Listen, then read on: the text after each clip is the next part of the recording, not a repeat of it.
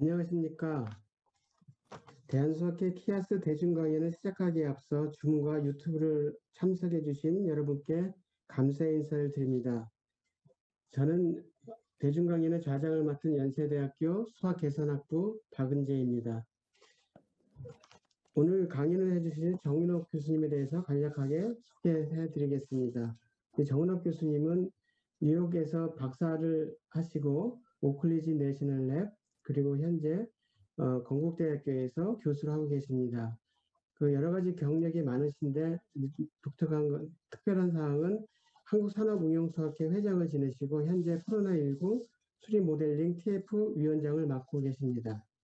그래서 굉장히 활발하게 활동하시고 수학이 살아있다라는 것을 이제 그 대중들의 많이 인식을 시켜주는 아주 중요한 공헌을 하셨습니다. 그래서 최근에 과학기술진흥 정부 포상 대통령 표창을 하셨습니다. 그걸 잠깐 인용을 하면 수학을 통해 의학 등의 생명 현상을 구현하고 정책 결정에 과학적 근거를 제안하는 한국 수리생물학의 토대를 마련한 공로로 이 상을 받았습니다. 그래서 오늘 많은 대중들을 위해서 특별한 강의를 해주시겠습니다. 정은옥 교수님 부탁드립니다. 네, 감사합니다. 박은재 교수님. 이렇게 귀한 시간을 또 대중과 코로나19로 소통할 수 있는 이런 소중한 시간을 마련해 주신 우리 키아스와 대한수학회에 진심으로 감사의 말씀을 드립니다. 네, 화면을 보시면은요. 코로나19, 수학, 그럼 여러분들은 어떤 단어들이 생각이 나실까요? 어떤 분들은 유행 예측, 혹은 요즘에 또 언론이나 뭐 기사나 많이 나니까 감염 재생산 지수 같이 이렇게 생각나는 분들이 많으시겠죠. 코로나19 이전에는 아마 감염병과 수학을 연계해서 그렇게 생각을 할 수 있는 분들이 많이는 없으셨을 것 같습니다. 하지만 이제 코로나19 저희 시대를 맞이하여서 고통을 또 많이 받으시는 분도 계시지만 저희 이제 그 수학 쪽에서는 코로나19와 또 수리 모델을 함께하는 그런 중요한 또 시기, 전환점이 되는 시기인 것 같습니다. 그래서 오늘 제가 이제 코로나19 수리 모델링 강연을 준비하면서 이런 슬라이드도 한번 준비를 해봤습니다. 예전에 제가 한 10여 년 전에 실제 뭐 2009년도 신종 인플루엔자도 있었고 굉장히 그 질병관리본부 쪽 정책 결정자들, 역학 쪽 분들, 또 의사분들 많이 이제 그 소통을 하려고 많은 시간을 소비를 했었습니다. 네, 솔직하게 말씀을 드리면 굉장히 쉽지가 않았었습니다. 근데 시대가 바뀌었습니다. 이제는 정책 결정자들, 또 의사분들, 역학자분들이 거꾸로 수학자를 찾는 시대로 바뀐 것 같습니다. 여기 이제 보이시는 사진은 잘 아시는 이제 죄송합니다.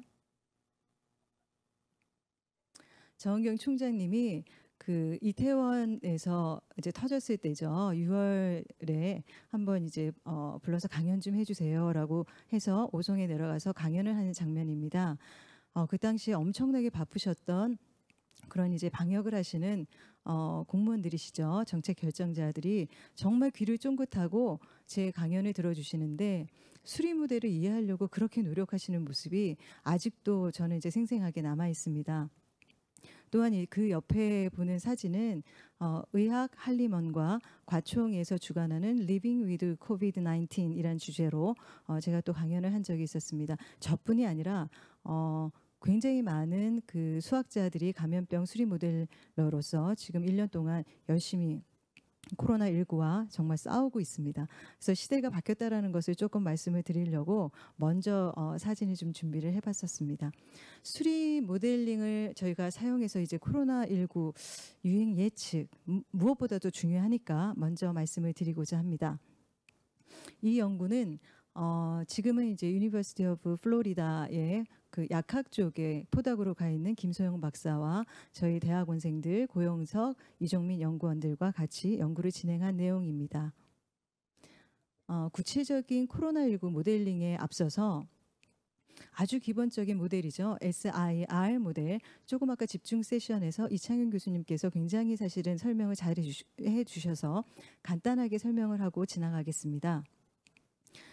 1927년에 컬맥하고 맥켄드릭이 처음으로 SIR 모델을 제안을 했고요. S는 이제 병에 걸릴 수 있는 감수성 그룹이죠. I는 인펙셔스에서 I를 갖고 왔고, 감염을 시킬 수 있는 환자들 그룹, R은 리커버리에서 R을 갖고 왔습니다. 그래서 지금 보시면 베타라는, 여기 이제 베타라는 모수가 있습니다.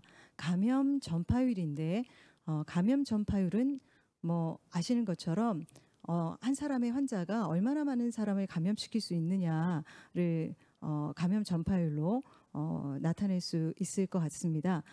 감염 전파율의 좀 더 정확한 정의는 한 사람의 환자가 하루 동안에 유닛 타임 동안에 얼마나 많은 사람을 만나고 접촉자 수 곱하기 만난다고 다 병에 걸리는 건 아니죠. 그래서 만나서 그 병에 코로나19에 걸릴 확률까지 곱해져 있는 수입니다. 그래서 하루에 한 사람의 환자가 몇 명을 만나고 병에 걸릴 확률까지 곱해진 수를 저희가 이 모수를 감염 전파율 베타라고 부르겠습니다. 네, 감마 여기서 보이는 이제 감마는 이 노테이션 감마는 저희들이 회복률이라고 생각을 해주시면 될 것 같습니다. 수학적 모델링 그러면 굉장히 어렵게 생각하시는 분들이 많아요. 왜요? 수학이라는 단어가 들어가니까. 그렇죠? 근데 지금 보시는 것처럼 이렇게 동그라미로 이렇게 플로우 차트를 만들어서 정책 결정자들이나 역학하시는 분들과 같이 소통을 하게 됩니다. 네, 잠깐 방송 오류가 있었는데, 네, 시간이 지남에 따라서 확진자 수가 늘게 되면, 환자가 늘게 되면 당연히 서셉터블 감수성 있는 사람들은 줄어들겠죠. 그래서 시간이 지나면 개체수가 바뀌는 변화율이죠. 그래서 좀 고급스럽게 표현을 하면 저희가 미분 방정식이라고 얘기를 합니다. 그래서 위에 있는 그 동그라미로 표현하고 화살표로 표현한 플로우 차트나 지금 밑에 있는 그 미분 방정식 형태의 시스템이나 사실은 똑같습니다. 그래서 수학자들은 미분 방정식이 더 편하고 대중들은 이렇게 플로우 차트가 더 이렇게 편하게 소통할 수 있는 어떤 그런 도구로 저희들이 사용을 하고 있습니다. 지금 이제 보시면 두 번째 이퀘이션을 보시면 dt분의 di는 베타 i로 뽑아내게 되면 베타 n분의 s 마이너스 감마 이렇게 앞에 가로로 쳐진 부분을 한번 보시면 좋을 것 같습니다. 미분을 해서 자기 자신이 되는 거는 지수함수죠.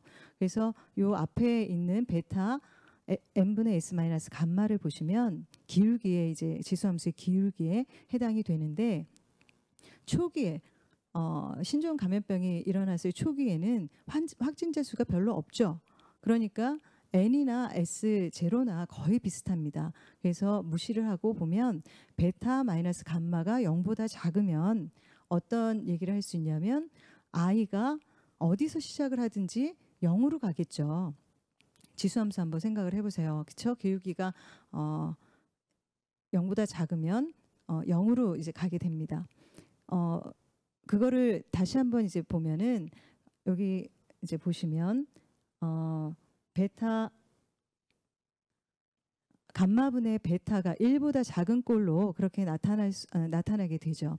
그래서 이 감마분의 베타라는 것이 사실 감염병에서 굉장히 중요한 모수로 생각이 모수입니다. 그래서 저희가 이 감마분의 베타를 R0 혹은 R0 기초 감염 재생산 지수라고 얘기를 합니다. 영어로는 Basic Reproductive Number 이렇게 얘기를 하고 있습니다. 그래서 분리해서 잘 보시면 이 베타 곱하기 감마분의 1로 해석을 할 수 있고 베타는 여기에서 보시는 이제 베타는 감염 전파율 곱하기 감마분의 1은 평균 감염 기간. 그래서 R을 보통 이제 생각을 하실 때 두 가지를 생각을 하시면 될 것 같아요.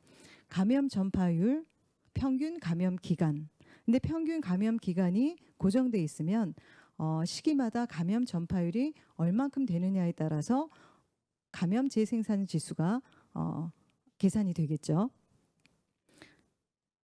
네, 근데 정확한 정의는 RNA시라는 정확한 정의는 한 사람의 감염자가 중재가 없는 상태에서, 그러니까 순전히 감수성 그룹만 있습니다. 근데 제가 환자예요. 혼자 여러분들과 감수성이 있는 여러분들과 한 2시간을 이렇게 대면으로 좀 열정적인 제가 강연을 했다고 가정을 할게요. 그럼 어떤 분들은 이제 감염 환자가 되시겠죠.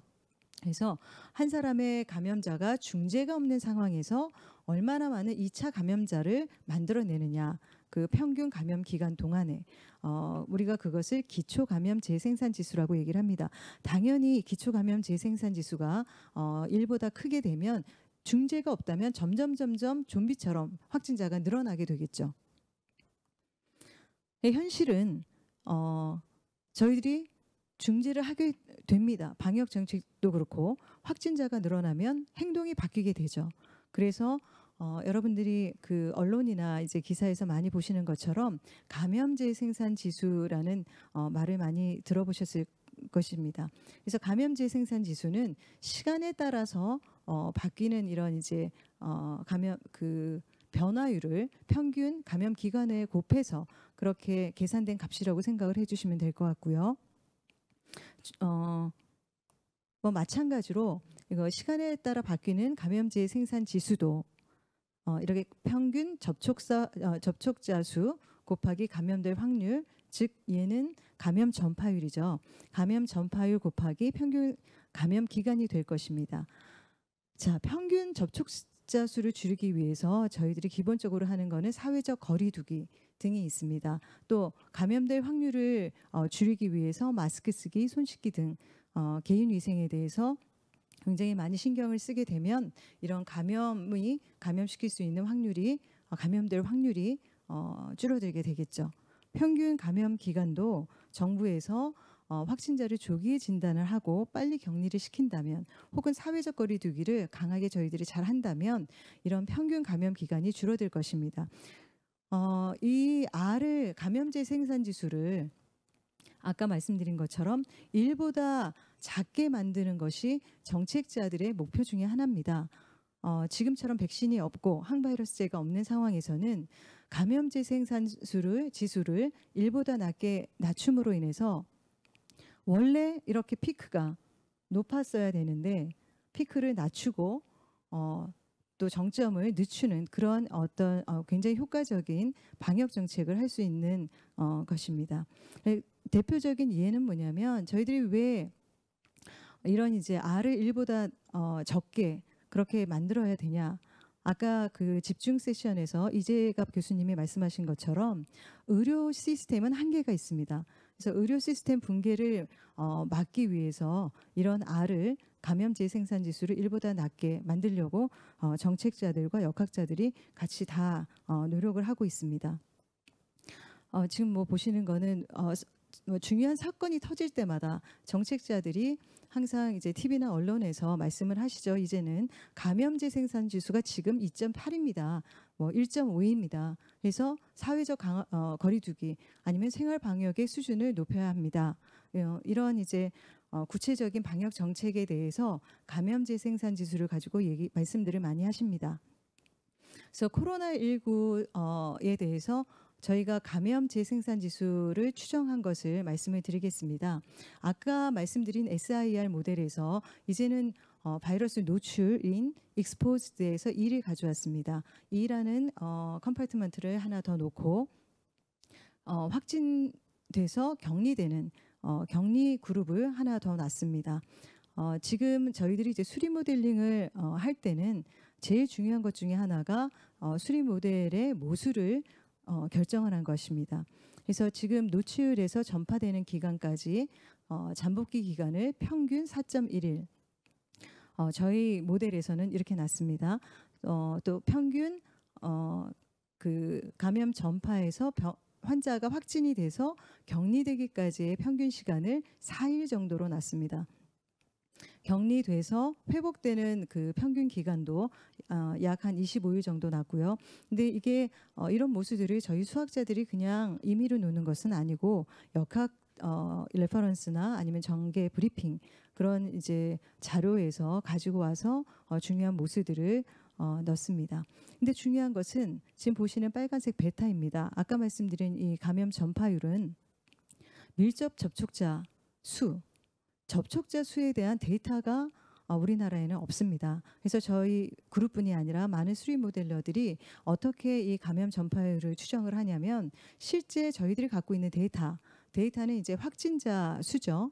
데일리 확진자 수에 혹은 누적된 확진자 수에 제일 잘 맞게 하는 그 커브를 모델에서 나온 커브를 제일 잘 맞게 하는 베타를 역추정을 합니다.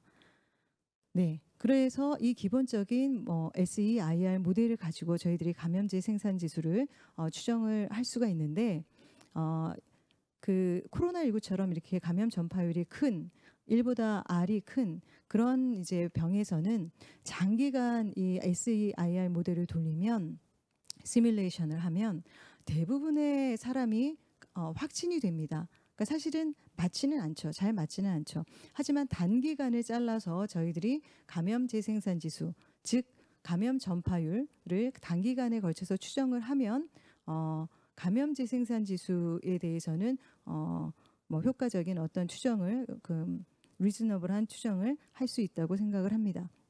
저희 모델에서는 모델링을 하실 때는 항상 목적이 있고 가정을 처음에 이제 모델 가정을 어떻게 놓느냐에 따라서 모델이 바뀌게 됩니다. 저희들은 지역 확산에 관심이 있었기 때문에 처음 확진자가 나온 거는 1월 22일이지만 지역사회 전파일은 2월 16일입니다. 그래서 2월 16일을 시뮬레이션의 초기 시작일로 잡았습니다. 그리고 확진과 동시에 격리되어서 다른 사람은 감염시키지 않는다라고 가정을 했습니다. 그 베타는 감염 전파율은 정부 정책에 따라서 한번 계산을 해봤습니다. 지금 보시는 거는 위에 숫자들이 다 왜 깨져서 나올까요? 네, 그 날짜들입니다. 여러분들이 뭐 이미 다 잘 아시기 때문에 저희가 첫 지역사회 전파 확진자는 2월 16일 날 나왔고 여기 사실 날짜가 중요한데요. 강화된 사회적 거리두기 실시할 때 바로 여기죠. 3월 23일에서 4월 20일까지 그 강화된 사회적 거리두기를 합니다. 그러다가 4월 말 정도에 이제 저희들이 확진자가 10명 이하로 떨어지면서 생활 속 방역으로 전환하게 되고 지금 이쪽은 다시 세컨픽이 오는 그런 단계에 와서 방역 정책이 정말 다이나믹하게 이렇게 바뀌는 것을 저희들이 직접 피부로 겪었고 또 수리 모델러로서 겪은 그런 시기였었습니다. 지금 다음 슬라이드를 보시면 잘 보이시나요? 여기 사실 굉장히 재미있는 것들이 많이 숨어 있습니다. 뭐 불행하게도 저희가 그 두 번째 피크를 겪고 있지만 다른 나라에 비해서는 굉장히 상대적으로 규모가 작게 그렇게 이제 겪고 있습니다. 감염제 생산 지수를 한번 보시면은요. 초창기에 신천지 대구 경북 사태 터졌을 때는 굉장히 높은 감염 재생산 지수 R이 있다가 1 밑으로 떨어집니다. 아까 말씀드렸었던 강화된 사회적 거리두기 하는 기간 동안이 요 기간인데, 그렇죠? 그런데 국민들은 먼저 사실은 사람들 안 만나고 마스크 쓰고 다니고 이렇게 행동 변화를 먼저 하시더라고요. 그래서 방역 정책이 이렇게 뒤쪽에서 실시가 됐는데 국민들은 확진자가 많아지니까 먼저 움직이신 거죠. 또 마찬가지예요. 확진자가 확 줄었습니다. 정말 대단한 우리나라 국민들입니다. 강화된 사회적 거리두기 하고 나서 바로 거의 4월 말에 이제 정말 코로나19가 없어지나 보다 하는 시기가 왔죠. 자, 그런데 방역은 생활방역으로 5월 6일 날 시작이 됩니다. 근데 먼저 느슨해지셨어요. 그래서 지금 이제 그 수리 모델링을 하다 보니까 방역 정책보다 뭐 환자 수가 많아지면 먼저 조심하시고 또 환자 수가 좀 줄어들면 더 먼저 풀리시고 하는 것들을 이제 볼 수가 있었습니다. 최근 들어서 수도권 중심으로 저희들이 두 번째 이제 유행을 겪었습니다. 하지만 한 3 정도 R이 있었다가 저희들이 이제 그 2.5단계, 2단계 하면서 0.5 정도 수준으로 가을이 이렇게 줄어드는 걸 볼 수가 있습니다. 현재는 그저께까지 데이터를 가지고 지금 추정을 해보면 거의 1 정도 수준으로 지금 R을 유지하고 있는데 어제와 오늘 사실 이제 100명이 좀 넘으면서 1보다는 좀 커질 것 같습니다. 자, 그래서 이렇게 추정된 R을 갖고 저희들이 단기 한 2주 정도 익스텐션을 해서 지금 보면 제가 이틀 전까지 데이터만 갖고 했기 때문에 그때 현재 수준을 유지하면 한 80명 정도, 지금 바로 80명 정도 위를 보시면 8월 16일에서 22일 저희가 8월 2일부터 재확산이 시작이 됐었습니다. 피크가 확 올라갔었죠. 그래서 내려오는 시기예요. 그때가 R이 한 1.5 정도 됩니다. 그래서 그 정도가 계속 유행이 지속된다면 2주만 해도 150명 정도가 될 수 있다.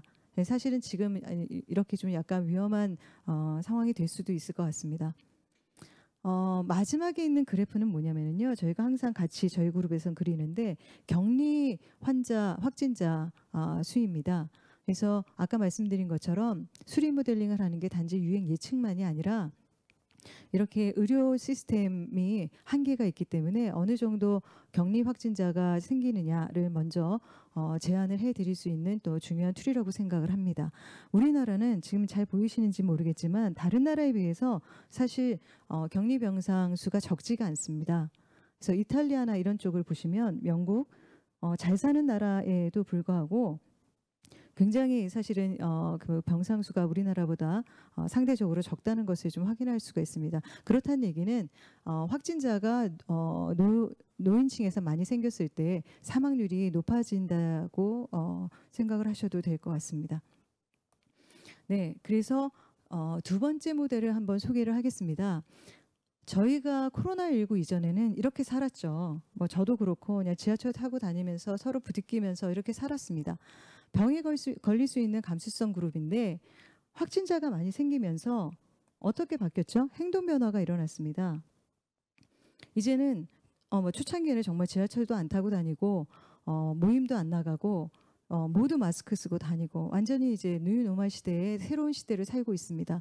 행동 변화가 저는 이제 병에 걸릴 수 있는 감수성 그룹의 사람이지만 행동 변화가 엄청 일어난 감수성 그룹으로 옮겨가게 됩니다. 그래서 이 모델에서는 감수성 그룹을 두 그룹으로 나눴다고 생각을 해주시면 될 것 같습니다.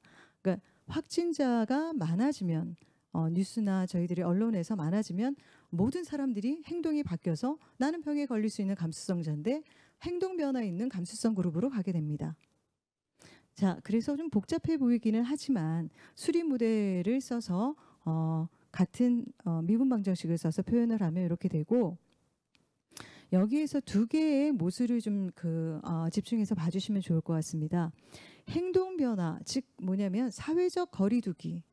저는 이제 행동 변화 이 감수성군을 넣으면서 우리나라 방역 정책 코로나19 그러면 제일 먼저 생각나는 단어가 저한테는 사회적 거리두기입니다. 사회적 거리두기를 어떻게 수학으로 표현을 할까? 사회적 거리두기가 뭐죠? 생활적 거리두기가 뭐죠? 행동이 바뀌는 거죠. 행동이 바뀌는 겁니다. 근데 왜? 내 행동이 왜 바뀌어요? 정책 때문에 바뀌죠. 당연히. 하지만 확진자가 많아지는 뉴스를 보고도 바뀝니다. 그래서 두 개의 모습을 좀 집중해서 봐주시면 좋은데 이 행동 변화 감수성 그룹으로 가는 순간에 저는 사람도 안 만나고 마스크 쓰고 다니고 감염 전파율 베타가 이제는 그냥 베타가 아니죠. 리덕션이 생깁니다. 감소율이 감염 전파율에 감소율이 이제 생기게 되죠. 그래서 그거를 저희가 모수를 델타라고 놓겠습니다. 그래서 이 델타는 사회적 거리두기 할 때와 또 생활 속 거리두기 할 때 다르게 나타나겠죠. 보통 우리가 있었던 게 감염 전파율 베타라면 베타에 델타가 곱해져서 사회적 거리두기를 이제 표현을 하게 됩니다. 또 하나 모수가 있습니다. 여기 보시면 베타 F라는 게 있습니다. 베타 F는 뭐냐면 저희가 이제 그 확진자가 많아지면 fear를 느끼고 지금 공포를 느낀다. 그래서 F라는 이제 거를 써서 SF를 그 행동 변화 그 감수성군으로 놨고, 베타 F는 내가 얼마나 빨리 감수성군에서 행동 변화된 감수성군으로 가느냐의 속도입니다. 이 속도가 엄청나게 사실은 중요하다는 것을 조금 이따 보여드리겠습니다. 그래서 베타와 베타 F에 대한 모수를 두 개를 설명을 좀 드리고 싶은데 3월 15일 날인가 MBC 뉴스에서 저희 랩에서 연구하는 거를 한번 뉴스에서 나간 적이 있습니다. 잠깐만 보여주시면 이 델타라는 거에 대해서 기자가 설명을 너무 잘해서 요거 한 번만 잠깐 보시면 좋을 것 같습니다. 먼저 코로나19 발생 이전과 비교해 사회적 접촉량을 100분의 1로 줄였다고 가정했을 경우입니다. 쉽게 말해 하루 평균 100명을 접촉했던 사람이 지금은 1명만 접촉하는 것으로 봤을 경우인데, 국내선은 4월 23일 9,400명 선에서 코로나19 증가세가 멈춘다는 예측이 나옵니다. 이 그래프는 현재 환자 발생 추이와 가장 비슷해 지금과 같은 강도로 사회적 거리두기를 계속할 경우 4월 말 정도엔 더 이상 상황 악화를 우려하지 않을 수도 있다는 겁니다. 그러나 사회적 접촉자를 1명에서 2명으로만 늘려도 6월 15일 13,000명까지 늘어난 뒤 증가세가 멈추게 됩니다. 접촉자를 3명으로 늘리면 9월 23일까지 늦춰지고 확진 환자 수도 최대 22,000명까지 늘어납니다. 네, 세상의 시나리오는 여기까지만 보여주시면 될 것 사회적 같습니다. 거리두기에 그 전 슬라이드 잠깐만 넘어가겠습니다.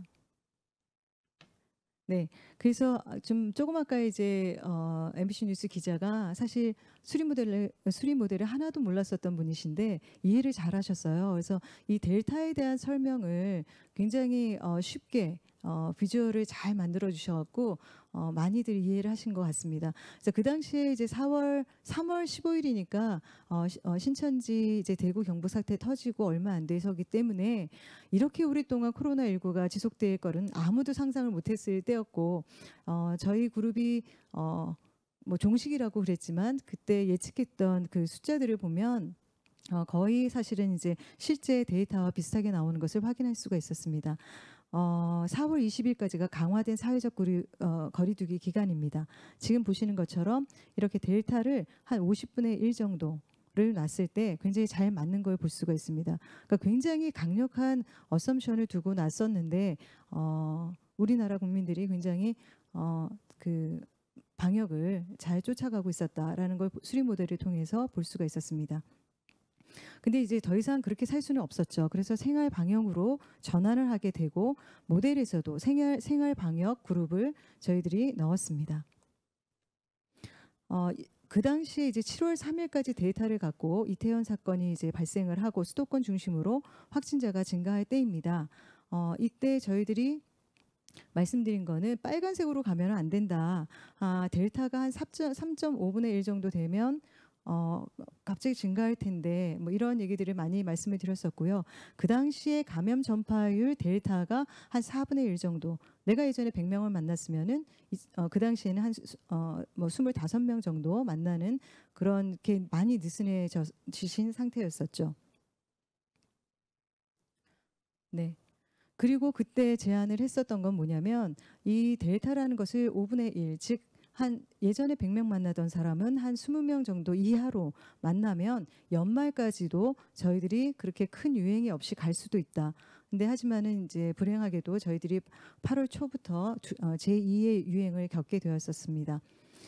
이 슬라이드는 그저께까지 데이터를 갖고 저희들이 이 행동 변화 모델을 이용을 해서 감염제 생산 지수도 계산하고 또 2주 후에 어떻게 될지에 대한 유행도 보는 어떤 그런 연구 결과입니다. 지금 보시는 것처럼 델타가 현 수준을 유지할 때가 한 0.4 정도 됩니다. 그래서 아직 많이 좀 느슨해져 있는 상태고, 네. 그래서 그 다음 슬라이드를 보시면은 지금 제가 말씀드린 두 개의 모델에 대한 그냥 기본적인 SEIR 모델 또 행동 변화가 추가된 모델을 보시면 2주 정도 예측에서는 거의 비슷한 현상을 볼 수가 있습니다. 하지만 장기적인 예측, 즉 12월 31일까지 예측을 보면 R이 1보다 큰 경우에는 기본적인 SEIR 모델 갖고 장기 예측을 한다면 당연히 계속 확진자가 증가할 수밖에 없겠죠. 그래서 장기 예측이나 그런 이제 예측을 하실 때는 모델을 선택을 잘 하셔야 된다라는 그 말씀을 좀 드리고 싶습니다. 네, 예측뿐이 아니라 중재에 대한 그 수학적 모델링으로 중재에 대한 그런 그 분석도 굉장히 다양하게 할 수 있다는 것을 좀 말씀을 드리고 싶습니다. 네, 첫 번째는 저희가 해본 건 사회적 거리두기의 어떤 경제적인 효과를 한번 분석을 해봤습니다. 이 연구는 정책 과제로 시행을 했었던 연구이고요. 저희 코로나19 질병 비용을 보면 그 환자 한 명당 최소 치료 비용만 4,400만 원 정도가 든다. 이런 이제 발표가 있었고 지금 잘 안 보이겠지만은 여기 보시면은요 한 사람 그 생명 가치가 그 Value of Statistic Life라는 VSL이 한 2010년도에 한 5억 정도다라고 이렇게 발표된 것이 있습니다. 또 미국에서는 굉장히 사실은 많이 VSL을 잡더라고요. 한 140억 정도를 잡는 것을 볼 수가 있었습니다. 그래서 저희 그룹에서는 이 행동 변화 모델을 가지고 아까 말씀드렸었던 그 감수성 있는 그룹이 행동 변화된 감수성 그룹으로 가는 속도를 저희들이 만약에 느슨하게 간다. 4분의 1 정도 느슨하게 간다. 라고 가정을 했을 때 얼마나 더 많은 확진자가 생기고 그 추가 확진자 때문에 얼마나 많은 비용이 더 생길지에 대해서 된 결과를 좀 보시면은요. 지금 보시면 저희가 한 4분의 1 정도로 그 행동 변화된 감수성 그룹으로 느리게 간다면 그 지금 보시는 것처럼 이 빨간색 커브가 나타나고 지금 밑에 보시는 9조 2,900억 원 정도의 추가 비용이 발생할 수도 있다라는 것을 연구 결과로 그 발표한 적이 있습니다. 그러면 이 시나리오는 너무 말도 안 되는 시나리오가 아니냐라고 생각하실 수 있지만 제가 이제 마지막 주제로 이탈리아와 저희 한국과 비교한 연구를 한번 보여드리겠습니다. 이탈리아 같은 경우에는 저희보다 훨씬 더 속도가 느리게 행동 변화 그룹으로 갑니다. 그래서 지금 보시는 시나리오도 우리나라에서 일어날 수 있는 그런 시나리오라고 말씀을 드릴 수 있을 것 같습니다. 두 번째는 아까 말씀드린 델타예요. 행동 변화가 일어나서 가기는 하는데 느슨한 완화된 그룹으로 가는 거죠. 그래서 한 4분의 1 정도 저희들이 델타가 완화됐다면 이라고 가정을 했더니 가는 속도보다 훨씬 더 많은 15조 7천억 원 정도의 비용이 발생을 합니다. 여기에는 경제적인 다른 비용은 들어가 있지 않습니다. 치료에 대한 비용만 계산을 하더라도 1차 피크 때 이 정도의 규모가 더 발생했을 수도 있다라는 얘기를 말씀을 드리고 싶습니다. 자, 두 번째는 저희가 그 계약을 언제 하느냐 이슈가 굉장히 중요했었습니다. 지금은 이제 온라인으로 저희가 뭐 다 교육을 하고 있지만 3월 달에는 정말 우리가 계약을 해야 되느냐, 언제 해야 되느냐. 그래서 방역 당국도 이렇게 일주일, 2주일 숫자들이 다 좀 많이 깨져서 나오긴 하는데요. 일주일 연장을 했었고 2주일 연장을 했었고 또 다시 연장을 합니다. 그래서 그 당시에 저희가 그 연령군을 미성년자와 성년 그룹 두 그룹으로 나눠서 행동 변화 그 모델을 적용을 해서 나온 결과를 간단하게 말씀을 드리면 아까처럼 예를 들어 3월 2일 날까지 저희가 데이터가 있습니다. 그러면 감염 전파율을 또 역추정을 할 수가 있죠.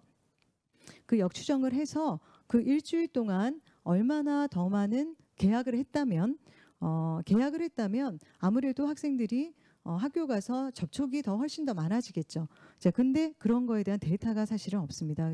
그래서 학생들이 어떤 감염 접촉이 뭐 10배, 20배, 30배 증가를 한다라고 가정을 하면 추가적으로 이렇게 많은 학생들이 더 발생을 할 수도 있을 것이다라는 어떤 그런 연구 결과를 발표를 했었습니다. 이거는 이제 넘어가서요. 시간 관계상 더 재미있는 거를 말씀을 드리겠습니다. 그 한동안에 사회적 거리두기 온앤오프 전략이 정말 최선인가? 그 사회적 거리두기 계속할 수가 없으니까요. 온앤오프를 한다면 어느 기간을 어느 정도를 온을 하고 어느 정도를 오프를 하는 게 최적이냐? 그렇죠? 그런 이제 질문들이 많았었습니다. 그래서 저희가 수학적으로 최적 제어 이론이라는 것을 적용을 해서 이런 전략이 정말 최선일지 다른 전략이 또 있는지 이런 것들을 한번 연구를 해봤습니다. 아까 말씀드린 대로 S가 세 가지 그룹, 감수성 그룹, 그 다음에 Fear가 있는 그 강화된 사회적 거리두기 그룹, 또 느슨해진 생활방역 그룹. 그래서 정부는 이렇게 느슨한 그룹으로 이제 못 가게 하는 사회적 거리두기를 시행을 하려고 그럽니다. 그래서 그 함수를 저희가 UT라는 중재로 놨습니다. 중재를 할 때는 항상 비용이 들죠. 그래서 지금 보시는 것처럼 저희의 목적은 단지 확진자 수만 미니마이즈하는 게 아니라 거기에 드는 중재에 드는 비용도 최소화하자라고 놨습니다. 결론적으로 저희는 UT를 온앤오프로 가정하지 않았습니다. 시간에 대한 함수로 가정을 했는데 수학이 말해주는 거는 뭐였냐면 지금은 이제 최적 해를 찾아가는 과정입니다. 지금은 보시면 나온 이제 이쪽이 마지막 1000일 동안의 결과인데 사회적 거리두기를 하면은 환자 수가 줄어들죠. 그런데 비용은 사회적 비용은 경제적 비용은 더 듭니다. 그래서 비용도 미니마이즈 하려고 하다 보니까 오프가 되고 다시 온이 되고 오프가 되고 이렇게 웨이브가 계속 생기는 그런 이제 것을 볼 수가 있습니다. 재밌었던 건 뭐냐면 저희가 진짜 온앤오프를 수학으로 가정하지 않았지만 수학에서 보여주는 것은 온앤오프 전략이 온앤오프 타입의 전략이 최선이다. 그리고 또한 더 흥미로웠었던 거는 이런 이제 상대적인 비용이 데이터가 없기 때문에 굉장히 다양하게 저희들이 이제 상대적 비용을 놓고 계산을 해봐도 이 온앤오프 비율이 거의 비슷하게 나왔습니다. 그렇다는 얘기는 조금 더 현실적인 완전 최적은 아니더라도 서브 옵티말 같은 현실적인 중재 정책을 수학으로 제안을 할 수 있지 않을까 그런 이제 연구를 한번 해봤었습니다. 마지막 토픽을 말씀드리겠습니다. 이탈리아가 이제 다시 엄청나게 큰 규모로 2차 유행을 겪고 있습니다. 이탈리아하고 우리나라 대한민국 코로나19 유행을 한번 비교를 해봤는데요. 2차 유행은 아니고요. 1차 유행에서 나온 것만 비교를 한 결과입니다. 참 재밌었던 거는요. 우리나라와 이탈리아가 국민 수도 비슷합니다. 5천만 명, 6천만 명 정도 됩니다. 그리고 우리나라가 처음 지역 확산 그 확진자가 나온 게 2월 16일, 이탈리아 같은 경우는 2월 21일. 그 다음에 격상이 되고 심각으로 격상이 되고 사실 이탈리아가 먼저 사회적 거리두기를 합니다. 소셜 디스턴싱을 합니다. 저희는 3월 23일 날 강화된 그 사회적 거리두기를 하죠. 이때가 강화된 사회적 거리두기 하는 기간입니다. 이탈리아가 이제 사회적 거리두기로 먼저 풀었죠. 그래서 이 기간 동안 저희들이 강화된 사회적 거리두기 한 기간 동안에 확진자 수를 한번 보시면은요. 우리나라는 한 10,000명대입니다. 근데 이탈리아는 15만 명대입니다. 우리나라보다 한 15배가 더 큰 확진자가 나왔습니다. 전체 국민 수도 비슷하고 어떤 방역 정책도 시기적으로 굉장히 비슷한데 왜 이탈리아는 이렇게 많은 확진자가 나왔을까요? 다들 자기만의 이제 대답을 생각을 하고 계시죠. 보면은요, 지금 이 그래프는 이건 날짜고요, 이건 확진자 수고요. 지금 S하고 SF는 그 행동 변화가 일어난 감수성 그룹입니다. 빨간색이. 한번 보세요. 우리나라는 신천지 사건 터지고 많은 국민들이 그러니까 SF로 거의 다 갑니다. 굉장히 빠른 기간 동안 90% 국민이 가는데 12일 정도 걸리면 이탈리아 같은 경우에는 가긴 갑니다. 가는데 굉장히 느슨하게 갑니다. 한 39일 정도 걸립니다. 이 그 행동 변화가 중요하지만 강도도 중요하지만 얼마나 빨리 행동 변화를 하느냐도 굉장히 중요하다는 것을 수리 모델로 다시 한번 확인을 하게 됐고요. 이탈리아가 만약에 우리나라 수준 정도로 빨리 행동을 변화를 시켰다면 지금 보시는 것처럼 한 7배 정도로 확진자 수를 이렇게 낮출 수 있었을 것이다라는 연구를 수행을 했었습니다. 네. 연구에 대한 거는 이제 마무리를 하고요. 그 끝으로 저희들 뭐 저뿐이 아니고 저희 그룹뿐이 아니고 우리 지금 보시면 제가 사실 여성 수학자들만 굉장히 그 여성 수학자들만 소개를 하는데요. 우리 남성 수학자들도 코로나19 수리 모델러로서 굉장히 방역 정책과 그런 쪽에 많은 제안을 드리고 있습니다. 그래서 우리 신진 연구자들, 뭐 우리 최선화 박사, 이효정 박사, 김소영 박사 등 그다음에 우리 중견 연구자들 굉장히 많은 그 수학자들이 이렇게 코로나19와 맞서서 정말 그 방역 정책에 효과적인 선제적인 그런 이제 데이터 기반한 연구 결과를 제공을 하려고 노력을 하고 있다는 말씀을 다시 한번 드리고 싶고요. 네, 마무리는 요건 한번 보시면 될 것 같고요. 마지막으로 제가 코로나19를 수리 모델러로서 한 10개월 정도 같이 하면서 느낀 점 2가지만 말씀을 드리겠습니다. 첫 번째는 정말 우리나라의 국민성이 대단하다. 수리 모델링을 하면서 2번째 피크를 저희들이 겪었잖아요. 그때마다 이 델타라는 베타 F라는 행동 변화, 사회적 거리두기의 어떤 강도, 사회적 거리두기의 속도 이런 것들을 봤을 때 굉장히 강한 그런 어썸션들, 그다음 모수들이 들어가야지 데이터에 맞더라고요. 그래서 우리나라의 국민성을 정말 멋진 국민이다라는 것을 수리 모델로 다시 한번 느끼는 시간이었고요. 또 하나는 지금 이제 보시는 것처럼 제가 이제까지는 다른 학문 혹은 정책 결정자들이랑 같이 일을 하면서 소통이라는 단어를 굉장히 많이 말을 하고 다녔습니다. 근데 이번에 코로나19를 겪으면서 소통은 당연히 중요하고요. 서로 다른 어떤 분야에서 서로에 대한 신뢰감이 정말 중요하구나.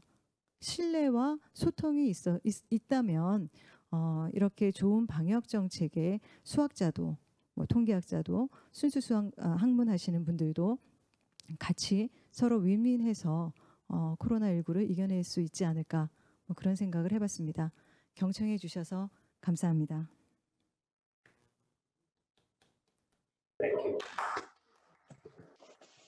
예, 감사합니다. 좋은 강연을 해주신 정은옥 교수님께 다시 한번 감사드립니다. 그러면 이제 질의응답 시간을 갖겠는데 잠깐 말씀드리면 제가 유튜브를 통해서도 지금 생중계를 하고 있고 아까 80분 정도까지 들어오셨습니다. 또 이쪽에 줌에서도 80분 정도 들어오셔서 한 160분 그 상황리에 강의를 잘 진행해 주셔서 다시 감사드리고 이 양쪽에 제가 지금 스크린을 다 보고 있기 때문에 그 문자를 통해서 올려주시면 가장 좋고 그렇지 않으면 직접 손을 들으셔도 좋은데 인원수가 많아서 손을 들으면 아무래도 좀 찾기가 힘들 것 같아서 손을 들으셔도 좋고 아니면 문자를 직접 올려주시면 좋겠습니다. 뭐 질문, 네, 이쪽에 질문이 하나 들어왔는데요. 안전 문자 보내는 것도 효과가 방역에 많이 있었나요? 이렇게 질문이 들어왔습니다. 유튜브에 들어온 겁니다. 제가 답을 해야 되겠죠. 수리 모델을 가지고 그렇게 좀 효과적인 안전 문자를 좀 보낼 수 있는 그 횟수나 그런 거를 좀 하면 더 좋을 것 같긴 한데 글쎄요, 수리 모델로서는 이런 안전 문자를 지금 보내는 것이 효과적이냐 아직까지는 제가 그런 대답까지는 하지는 못할 것 같습니다. 예, 감사합니다. 또 다른 질문, 그다음에 굉장히 긴 문장을 써서 금방 유튜브에 올라왔는데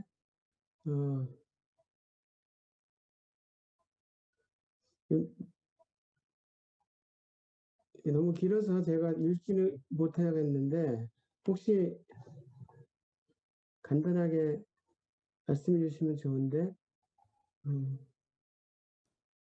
직접 말씀이 불가능하신가요? 아니, 네. 끝에 두 번째 부분만 읽어드릴게요. 수리 분석의 결과로 공간의 특성에 따른 전력의 차이가 분석된 사례가 있는지 궁금합니다. 또한 그런 사례가 있다면 그것이 정책에 반영되고 있는지 궁금합니다. 이게 뒤쪽에 들어온 제가 문자입니다. 보지를 못해서 수리 모델로 공간적인 거를 같이 했느냐 이 질문이신가요? 예. 네, 예, 있습니다.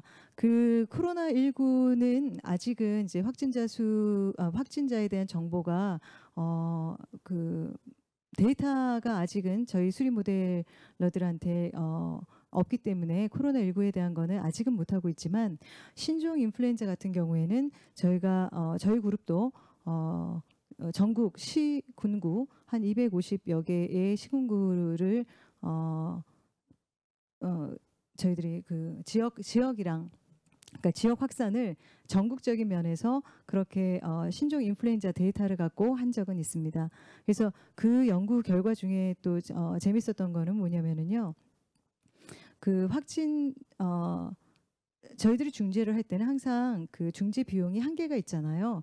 그래서 그 비용이 한계가 되어 있을 때 처음에 확진자가 발생한 소스 지역 아니면은 강남처럼 네트워크가 이렇게 많은 지역 둘 중에 어느 지역을 컨트롤해야지 효과적일 것이냐라는 연구를 진행을 했었는데 어느 지역일 것 같으세요? 그 수학에서 말해주는 건 그 소스 지역이었습니다. 그래서 네트워크가 복잡하면 복잡할수록 그 뭐 한계가 있는 어떤 비용을 갖고 방역 정책을 할 때는 컨트롤을 잘 하지를 못하는 거죠. 그래서 아마 이거는 이제 코로나19도 마찬가지일 것 같습니다.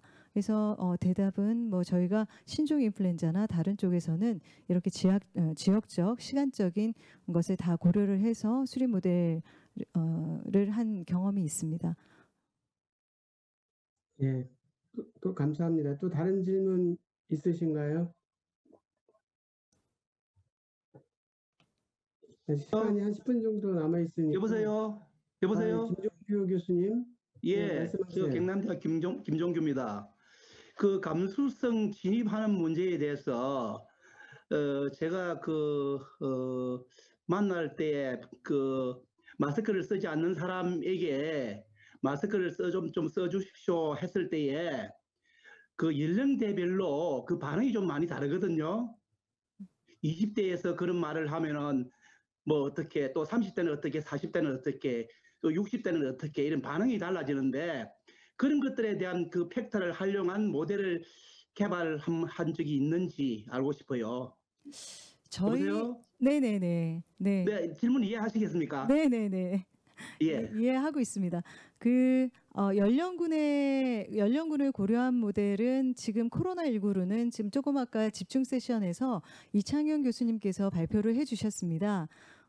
그래요? 예. 네네. 그래서 뭐 근데 코로나19뿐이 아니고 신종 인플루엔자든 다른 저희들이 이제 신종 감염병에 대해서도 연령군을 다 고려해서 수학자들이 이렇게 모델을 많이 만든 사례가 있습니다. 네, 하지만은 마스크 효과를 분리를 해서 그렇게 모델에 이제 넣는 것은 사실은 쉽지는 않은 것 같습니다.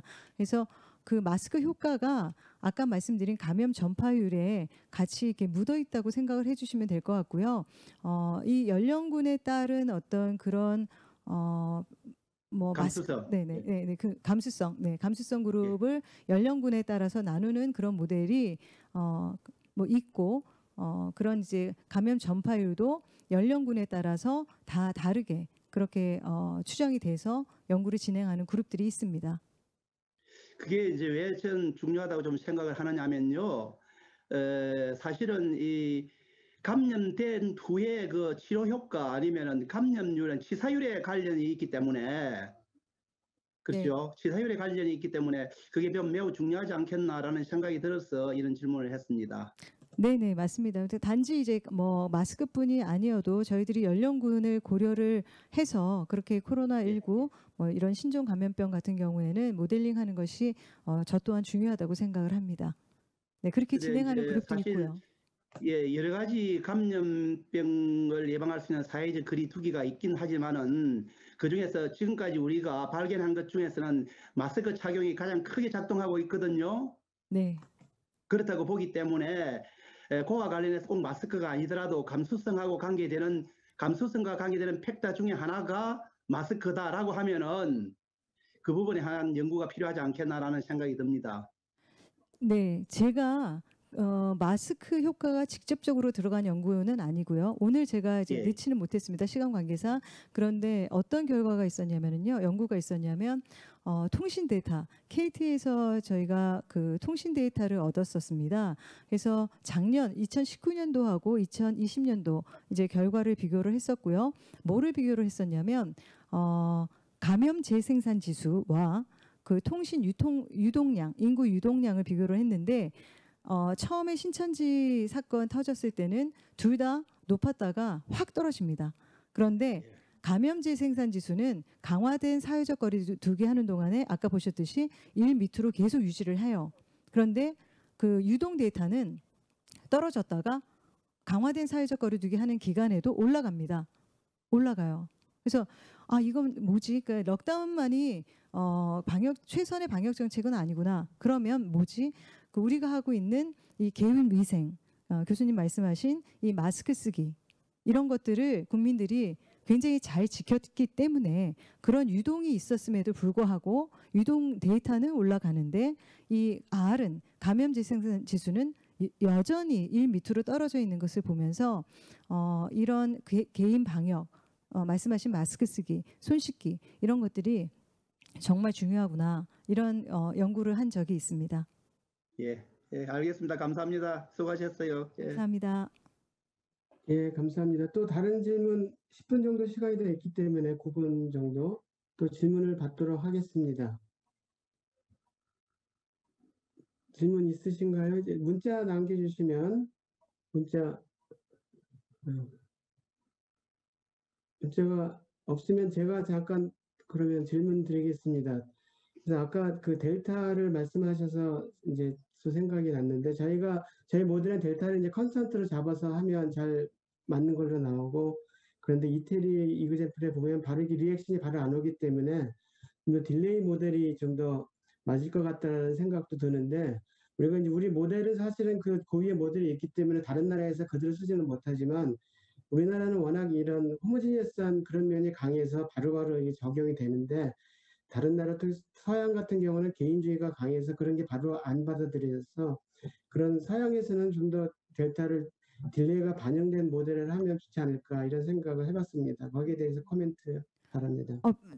네, 굉장히 좋은 생각이시고요. 저희도 이제 당연히 이제 딜레이 팩터를 고려해서 이제 모델링하는 것도 생각을 하고 있습니다. 이런 이제 뭐 행동 변화에 대한 딜레이, 방역 정책 하시는 분들이 제일 궁금해하시는 것이 뭐냐면 많은 것들이 있지만 그 중에 하나가 뭐냐면 정책을 하고 나서 이제 효과가 언제쯤 나타날까를 수리 모델로 보고 싶어 하십니다. 그래서 그런 이제 딜레이 이펙트가 들어가 있는 수리 모델을 고려를 한다면 이런 뭐 행동 변화 즉 뭐 방역 정책의 효과 이런 것까지 좀 분석을 할 수 있을 것 같습니다. 네. 또 다른 질문 그 사이에 안 올라오면 제가 또 몇 가지 질문을 하겠습니다. 그래서 아까 또 한 가지는 그 컨트롤 하실 때 결국은 이 언앤오프가 뱅뱅 타입의 컨트롤로 결국은 나왔다는 거죠. 그 실제로 구조 옵티마이제이션 이론을 적용을 하면은 네네. 그게 완전히 뱅뱅은 아니고요. 근데 그렇죠. 뱅뱅 타입이죠. 그러니까 온앤오프 타입에 왜냐면은 이제 저희가 환자 수와 경제적인 상대적인 비용을 같이 미니마이즈를 했기 때문에 환자 수가 줄어들면 즉 사회적 거리두기를 하면 환자 수는 줄지만 그만큼 경제적인 비용은 더 들잖아요. 그렇기 때문에 다시 어플을 하고 이게 반복적으로 나타났었습니다. 그래서 재미있게 한 연구 중에 하나입니다. 예. 근데 이 온앤오프가 아까 이제 자세히 못 보여드렸지만 처음에는 온이 깁니다. 그 길이가 깁니다. 그리고 점차적으로 이제 그 길이도 이렇게 좀 줄어드는 것을 볼 수가 있습니다. 그래서 그 제 생각에는 온앤오프 그 길이보다는 최적의 뭐 어떤 솔루션 찾는 길이보다는 그 레이시오 온앤오프 레이시오를 갖고 저희들이 서브 옵티말 즉 의료 붕괴가 일어나지 않을 정도로 그렇게 확진자를 갖고 가면서 그렇게 실제적인 어떤 그 정책을 쓸 때는 그렇게 해야 되지 않나 뭐 하는 생각을 연구를 진행을 하면서 생각을 했었습니다. 예. 네, 감사합니다. 또 다른 질문이나 문자 있으면 올려주시기 바랍니다. 아주 좋은 기회가 있어서 정은옥 교수님을 모시고 여러 가지 그 좋은 말씀을 듣고 있는데 평소에 궁금하셨던 점이나 뭐 그런 거 있으면 질문해 주시기 바랍니다. 없으신가요? 충분히 디스커션이 된 것 같습니다. 그래서 마무리를 하면 저희가 사실 응용수학에서 많은 분야에서 응용수학이 공학이나 이런 데는 많이 쓰이는 것도 알고 그러는데 이 생물 수학이나 이쪽 부분은 사실은 그 전에 이렇게 학문 자체가 있긴 했지만 전파가 안 됐는데 우리 정은혁 교수님이 발벗고 나서서 그쪽에 접근해서 굉장히 좋은 역할을 해주셔서 이번 기회를 해서 감사의 말씀을 드리고 그 사이에 약간 뭐가 또 문자가 올라왔습니다. 이제 거의 마지막 질문이 될 것 같은데 관련 논문이나 연구 결과는 어디서 찾을 수 있나요? 하고 검은 고양이께서 올려주셨습니다. 그 저희 그룹뿐이 아니고 아까 이제 이창현 교수님 기타 아까 보여드린 뭐 여성 수학자들 많은 감염병 수리 모델러들이 있습니다. 그래서 지금 뭐 방역 정책에만 저희들이 어떤 결과를 제공하는 것이 아니라 열심히 논문도 쓰고 그리고 결과도 나왔습니다. 그래서 논문 결과는 뭐 개인적으로 이메일을 주셔도 되고요. 또 님스에서 국가수리과학연구소에서 오픈 그 게시판을 지금 하고 있는데 잠깐 이제 업데이트하느라고 최근에는 안 되고 있지만 한 다음 주 지나면은 저희가 수학자들이 코로나19로 관련해서 낸 논문들을 다 올릴 예정에 있습니다. 그래서 좋은 질문 해주셨는데요. 한 일주일 정도 지나서 국가수리과학연구소 홈페이지 들어가시면 아마 많은 논문들을 코로나19 수리 모델링에 대해서 보실 수 있으실 것 같습니다. 예, 감사합니다. 다른 질문이나 문자가 없으면 이제 이것으로 마칠까 합니다. 이상으로 대중강연을 마치도록 하겠습니다. 긴 시간 함께해 주셔서 감사드리고 환절기에 건강 유의하시기 바랍니다. 예, 감사합니다. 감사합니다.